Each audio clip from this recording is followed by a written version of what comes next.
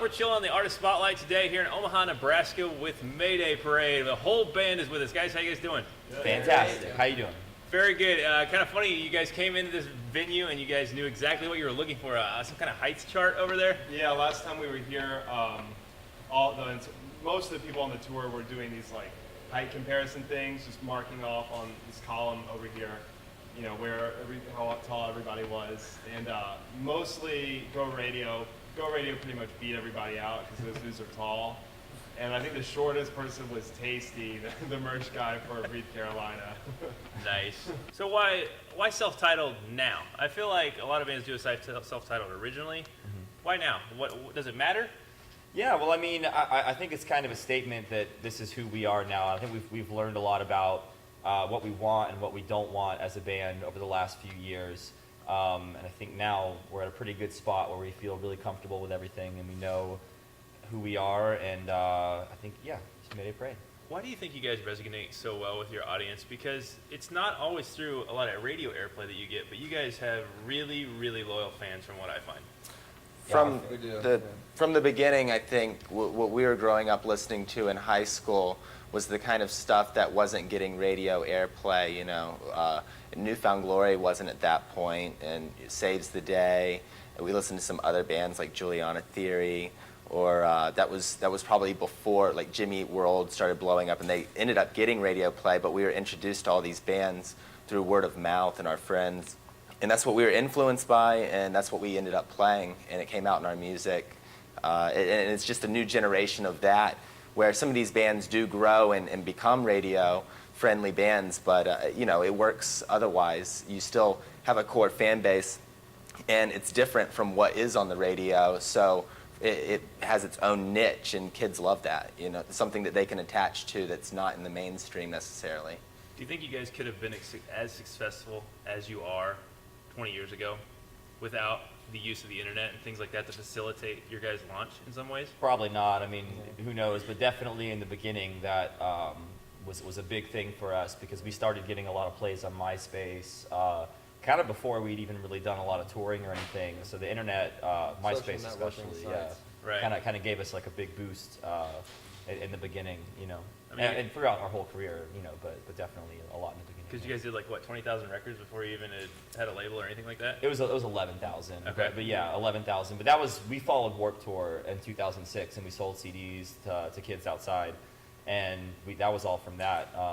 So much has just changed, though, even since then. You can market yourself easily through the internet, and if it's reactive, you're going to grow a fan base. But I can't suggest that sort of things for bands coming up trying to do the same thing now, because it's moving more and more digital. The internet is the way to boost your band through digital stuff, though, for sure. Yeah, it's funny. I was talking to a professor, and this is not even music related, but a professor at college, and he said that kids now don't even like using email. Like, email is like an old term to them. They want to either text or use Facebook or something social like that. So it's probably really important for you guys. You guys connect a lot with your fans, like through Twitter and things like that. Yeah. All the time. Try to. Do you like that element? Is it? I mean, what do you guys think about the way you communicate? Is it too much? Do they bug you? Is it a given? No, I think it's really, really cool. I mean, obviously there are instances where people can maybe like cross the line into like, you know, just too personal. Like, I don't know, but I like the fact that you can, just talk to kids online through different social networks or Twitter or whatever. And we also try to go out after every show and talk to kids afterwards and just, you know, hang out and sign, take pictures, whatever. And that's cool. I think that's a big reason why our fan base is so loyal, is because we've always been pretty accessible, and kids can talk to us and you know, really connect. So it's really cool. That is really important. Let's talk about your live show. You guys have certainly honed some things over the years, and you've been traveling thousands of miles. I mean, I think you were even named, you know, hardest touring band a couple of years, or at least last year, with 74,000 miles or something crazy like that. What do you change, or what do you do differently as you tour more? Does anything change? Do you try to do anything new, something different?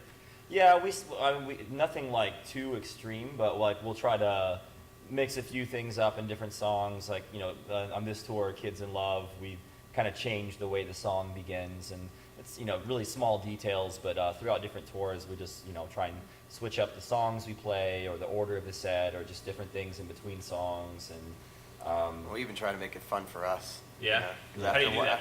while- Well, just like you said, just changing it up just a little bit, you know, it makes it a little more interesting for you. Since you play the same thing every single day, it's like you Yeah. add one small thing, it's like, oh, this is kind of cool, you know. Some of these So- songs, you know, we've been playing for 5 years now. So you have to imagine, you know, like you said, in 2010 we had to, 194 shows or something.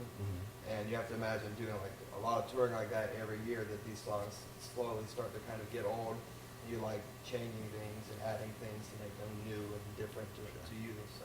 Yeah, how does that creative process work? How do you guys do that? I mean, is it before the tour starts, I would think, that you go and you say, all right, how can we tweak this? How can we make this a little more fun? Yeah, just before any tour, we always get together anywhere from, 3 to 5 days before a tour starts. We'll get together and rehearse every day.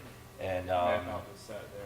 yeah, let's kind of map out the set and figure out how we want to do it and come up with any changes or whatever, There's a lot of that, but then also there's a natural progression that happens on the stage, I think, where parts are slightly changed, whether it's a drum roll or, or if it's like a little bit of like, you know what I mean? But like, and then like, like the lead stuff that Alex will do especially, or, I mean, there's tons of things that I'll add in even on my parts, and if I go back and listen to an old record now, I'll be like, okay, wait, that's how I played it before, but somehow it slowly evolved, to become more lively.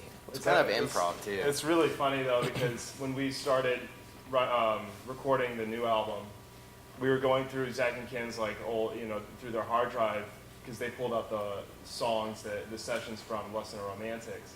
And we listened to to the song Jamie All Over, and we were soloing like tracks, like certain guitar parts. And just hearing that, I was like, I definitely don't play that live. Not at all. Like, way different. Yeah. So it's pretty weird. But and it's something that's not even conscious, you know what I mean? Right. It's just a progression from the 3-4 years it's been, you know what I mean? Oh, absolutely. And then I think a lot of people don't understand exactly what it's like on the road. They envision this really glamorous situation. And you guys are actually working really, really hard to do what you do, and it's taken a lot of years to perfect what you do. So a lot of respect for that.